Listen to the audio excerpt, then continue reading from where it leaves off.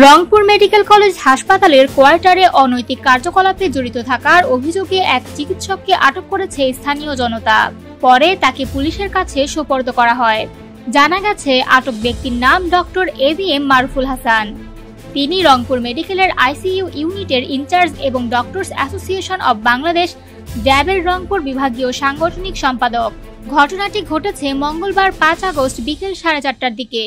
হাসপাতালের চিকিৎসকদের জন্য নির্ধারিত আবাসিক কোয়ার্টারে এক নারী সহ আপত্তিকর অবস্থায় ধরা পড়েন ডক্টর মারুফ। পুলিশ ও প্রত্যক্ষদর্শীদের বরাতে জানা যায়, কোয়ার্টারে সন্দেহজনকভাবে অবস্থান করছিলেন ডক্টর মারুফ ও ওই নারী। বিষয়টি স্থানীয়দের নজরে এলে তারা সরাসরি কোয়ার্টারে গিয়ে দুজনকে হাতে নাতে ধরে ফেলেন। পরবর্তীতে সঙ্গে সঙ্গে খবর দেওয়া হয় পুলিশে। খবর পেয়ে ঘটনাস্থলে পৌঁছান রংপুর মেডিকেল কলেজ হাসপাতালের পরিচালক ব্রিগেডিয়ার জেনারেল আশিকুর রহমান। তিনি নিজে উপস্থিত থেকে ঘটনার বিস্তারিত তথ্য সংগ্রহ করেন এবং তাৎক্ষণিকভাবে অভিযুক্তদের পুলিশের হাতে তুলে দেন।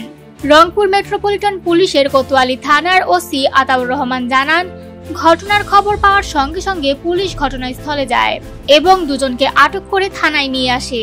হাসপাতালের পরিচালক ব্রিগেডিয়ার জেনারেল আশিকুর রহমান এই বিষয়ে বলেন, যেহেতু একটি অনাকাঙ্ক্ষিত ঘটনা ঘটেছে, আমরা নিয়ম অনুযায়ী ব্যবস্থা গ্রহণ করেছি এবং পুলিশকে জানিয়েছি।